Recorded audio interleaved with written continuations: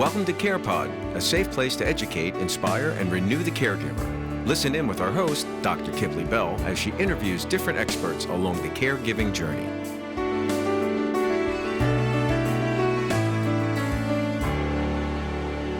So I'm really excited today. I love this guest, Mamdouh Ismail. I met Mamdouh in Egypt on a family vacation, a beautiful vacation in this beautiful country. And just to meet this gentleman and meet the people that had such pride in their country. And I wanted to bring him to the CarePod today to discuss travel in Egypt, travel for the older adult person, and how one can navigate seeing the world as they get older and retire and so forth. So without further ado, welcome Mamdouh to the CarePod. Thank you so much for being here with us today. So first, let me start saying I'm so happy and so pleased to be with you and to be with your followers. I'm a tour guide. I have been doing this job for like 20 years so far. I have to say I'm very proud of my country, the history of my country. People who never came to Egypt before, I'm sure you will be fascinated when you visit this country. It's not just the pyramid, it's not just Tutankhamun as it is always known about Egypt. No, Egypt is much more than this. We can talk about the prophets and the religions that came to Egypt: Joseph the prophet, Moses, Mary the Virgin, Jesus the Christ. We can talk about the long history of the pharaohs, tens of pyramids, hundreds of tombs that date back to like 4 millennia, 5 millennia. The main and the most important point that I am personally caring very much for in the very near future, and we have been actually caring for in the last few years, is accessible travel. How can we give the chance to old people, people with some kind of minor disability? How can we give them the chance to visit this country? I'm sure there are millions of people who would like to visit the pyramids, who would like to see this new culture that is totally different from theirs. How to know about the mosques, the churches, the Greek history, the Roman history, because Egypt has a history of like 5,000 years. So imagine that the time of the pharaohs only covers like 2,800 years of it. Then it was occupied by the Greeks, by the Romans, by the Arabs, by the Ottomans. Everybody who came here left his touch, lifted their antiquities, lifted their monuments. So it's like a blend of culture, a blend of monuments, an impressive history that you will like very much to know about it. Not just the pyramids, not just Tutankhamun, not just the treasures that you're going to see in the Egyptian museum. So let's go back to the main important point. How can we make Egypt accessible? Okay, I actually believe that it's three main important factors that we have to put in mind to make travel to seniors easy and comfortable. The first factor is the procedure that has to be taken by the travelers himself or herself. Then how can like a travel agent make it also easy when the person arrives from the airport till finishing his tour back to the airport again? And then, of course, the third factor is what the Egyptian government here is doing to make Egypt an easy destination for seniors and people with disability. Okay? Yeah, so let me stop you there a minute, Mamdouh, because I think that is really profound. And one of the pain points I have here in America is that we wait until there's an issue and then react to address it or institute a policy to make things better. But even from the standpoint that the Egyptian government is saying, listen, we recognize that there are a group and a niche of older adult persons that enjoy travel, and how can we accommodate them is tremendous. So, you know, how did that come to be beyond obviously the monetization behind it? How did it come to be to say we recognize these older people? We want them to realize Egypt in all its glory, just like everyone else. Oh, I can tell you now that I have a feeling, me with my colleagues as tour guides, union, and syndicate, that the government is doing their best in order to accommodate and encouraging the accessible travel to seniors to Egypt. How?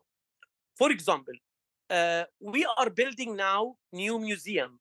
2 years ago, we opened a new museum called the National Museum of Egyptian Civilization. We are building now and working on the biggest museum will be in the world, which is the Grand Egyptian Museum. These are some of the important historical sites. Of course, the Giza pyramids, Saqqara, all the sites in Luxor and Aswan. So, what did we do? We're trying to make it easy for the people who will visit this area or these areas and these sites to give a visit to, like, for example, accessible or lanes for wheelchair users, okay? Elevators for multi-stories museums or multi-stories building. Some sites, I'm sure it's out of our hands. Like what? Like the pyramids. You know, the pyramids are located in a desert area. Yeah, But yeah. we made it easy for people who can walk slowly or they use wheelchairs to go very close to the pyramids. So they already achieved their dream by seeing the pyramids, seeing how this great site is overwhelming. But there are things that are out of hand, like this person, if wants to go inside the pyramid, this won't be an easy task, right? But if we talk about Nile cruises between Luxor and Aswan, where a senior can spend like 4 nights or three nights at least, this is very easy now. You know, everything is made easy to make this kind of tour possible for seniors and people with disability. Yeah, it's amazing. I mean, when I was there with you, your fund of knowledge and your I mean, in all transparency, you know, my husband was really the history buff, wanted to absorb every nugget. But you made Thank you. learning about your country such a beautiful experience for us. And I did think, like, wow, my mother would have loved this. So to know that this is a possibility that is being created for older travelers is a beautiful thing. Beautiful thing. So tell me And this is, about. yeah, I'm sorry. Go ahead. I'm sorry. yeah, No, I was going to say, tell go me ahead. about your journey.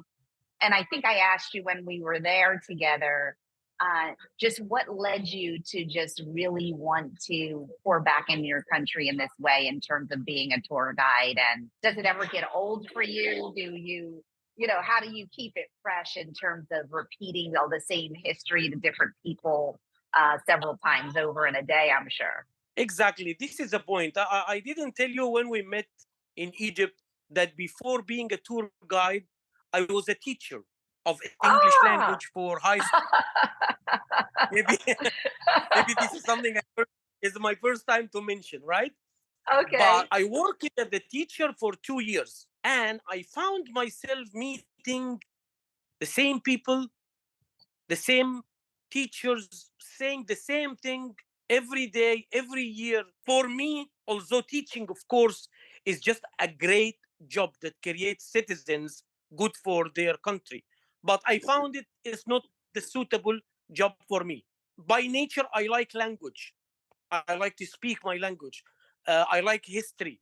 So that was a turning point, especially when I studied about my own history, or I mean, the history of my own country. I found it something very impressive. It's not just 200 years, 400 years, it's 4,000 years, it's 5,000 years. This is one thing. The other thing, when you meet people from all over the world as the nature of your job, this is something very interesting because different characters of people, the customs and traditions of different people. When you meet people from North America, from South America, from Africa, from Asia, from anywhere in the world, Europe. So you learn from those people, from their customs, from tradition, and at the same time, of course, you teach them your history. Amazing. Impactful caregiving begins with you. Become an educated and empowered caregiver to best serve the one you love. Impactful Caregiving offers online geriatric certification, personally curated items for the older adult person in our caregiver shop, geri telehealth options, and of course, your personal dose of inspiration here on the Care Pod. Go to impactfulcaregiving.com. Amazing. So what has been your greatest lesson in that, in terms of meeting so many people all throughout the world? What have been your greatest takeaway from your experience in terms of how we're all the same yet different? What bonds us? What's been your greatest gift in this? My important point that I always feel when I meet a lot of people, that I changed their mind. Many people before coming to Egypt, they have lots of things in their mind. When they come and see things, when they see people, when they are educated about the customs and the tradition of these people. If we talk about just from a religious point of view, a lot of people change their mind about that when they see the progress that is happening in your country. You change their mind about your country. I give you an example. I met a lot of people when they see the uprising buildings and the advanced cities and the beautiful hotels. Some people say, oh, we didn't expect to see Egypt like this. We saw that people are still living in tents and they are moving from one place to another using camels. Yeah, honestly, I can imagine that. Yeah. I met people like that. Yeah. Meanwhile, it is the most just glorious blend of history and tradition and modern technology and infrastructure that I've ever seen. So yes. Interesting. We say that Egypt is a third world country, but when they come, I'm sure they change their mind. Yeah. They see something. Absolutely. So have you had any personal experience with an older person in your life that has given you any special sentiment that you carry with you when you, in terms of the way that you've been taught to revere the elder? Respect. This is the key word. I met a lot of old people and seniors. I also worked with people from, the Mediterranean liners. I received people from the airport of Alexandria. They were coming on a wheelchair and we did a tour together. So honestly, this is the main and focal point. Respect. I see a lot of respect in the eyes of these people when we talk together, and even let me tell you something. We are not out of the issue, but in ancient Egyptian time, if you search about how the elders were treated in ancient Egypt, the key word is respect. They were treated with respect because of their experience in life, because the advice and the consultation they can give to the younger people. I found a lot of kindness, a lot of respect in the eyes of the elder people that I worked with. Mm-hmm. Yeah. I hope this is the satisfied answer for your question. Absolutely. I think that it was interesting. I was asked recently, how do you make this concept of, being old, something sexy or intriguing or popular or pop culture?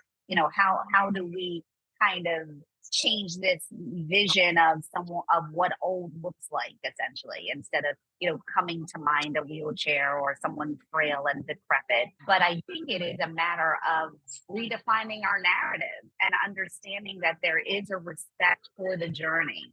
There is a respect for how long someone has lived, and how we define growing old, how we collectively define what that looks like, I think is what you and I need to do, right?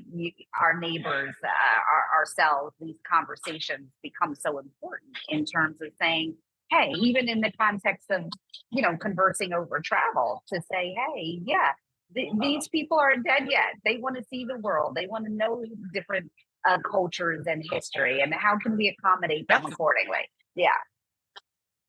Beautiful. Exactly. Beautiful. Exactly. Yes. If for example, if I'm going to organize a tour, and we already in our company did for seniors, for people with wheelchairs, we made it very easy. From just landing at the airport, you will find somebody who will take care of your suitcases, who will take care of your chair.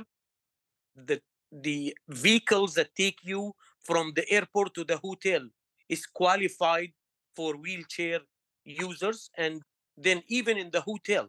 So we are with our customers from airport back to the airport. In every point they go, you will find someone to help and support you, because whatever old you are, you have the right to see the world. You have the right. I'm not talking only about my country. No. Right. You have the right to go around the whole world and see new culture, see new people, learn, teach. And this is the main point of traveling around. Yes, absolutely. It's so important. So important. Well, my heart is so full to see you, and I'm so happy that you were here with us. Me too. And I hope you will come back in the very near future with your family. Absolutely. Next year, I turn 50. So happy birthday. Thank you. Next September. So at some point, yes, next September 24, I turn 50. So you're still very young. So I'm going to definitely, I'd love to bring the children and I want to see the desert. You told me about the white desert. I've been talking to my friends about this desert. My favorite. You told me about it. Yes. This is my favorite. I'll do it. Yes. So tell us, do you want to share how a traveler would find you? I found you. I don't think it was a coincidence. I feel like I've met now a lifelong friend. But in terms of if there is a podcast guest that wants to travel to Egypt, I always tell them, make sure you call me. I have the tour guide for you. But are you still with a particular company, or? Actually, I am now. Most of the time, I work as a freelancer. Okay. So communication will be through Messenger, Facebook Messenger, WhatsApp, which already you have my own number. So I will be, of course, very grateful if you know somebody who wants to come to Egypt. I will be at the service of anybody. Yes, well, I will put out there to reach us at the CarePod if you have an interest in traveling to Egypt. I will definitely make the connection to Mamdouh. You will be in excellent hands, as we were and our family was, and just an upstanding, classic gentleman. And I have great respect for you. So. Thank you very much. It will be my great pleasure to serve anybody coming to Egypt to show around and experience of a lifetime. Absolutely. Well, thank you so much for joining us today. I thank you very much for giving me this chance to talk about my country, and it was a pleasure talking to you. Absolutely. Great information right from the source. For more information on how to caregive like a boss, check out impactfulcaregiving.com. Want to be a guest on the show? Contact us at CarePod at impactfulcaregiving.com.